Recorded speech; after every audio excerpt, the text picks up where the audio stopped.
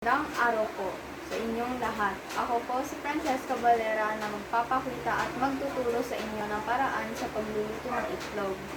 Ito po ang mga sangkap na gagamitin natin. 3 pirasong itlog, sibuyas at kamatis, 1 kutsarang asin, 2 kutsarang mantika. Una po natin gagawin ay hiwain ang sibuyas at kamatis.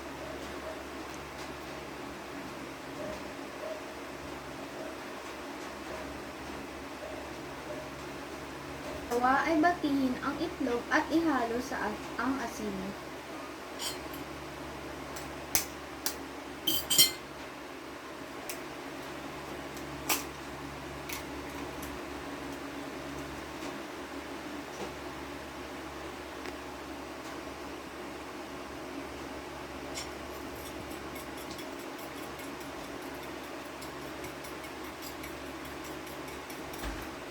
Painitin ang mantika sa kawali at saka idus ang binating itlog.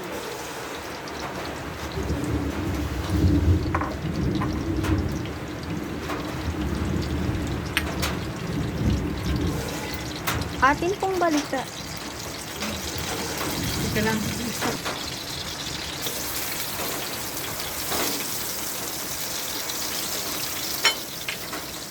Stop mo.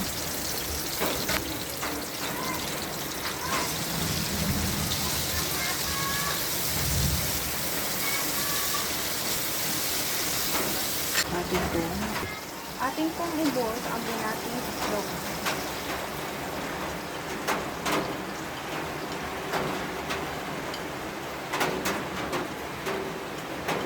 Ito na po ang finished product ng ating scrambled egg.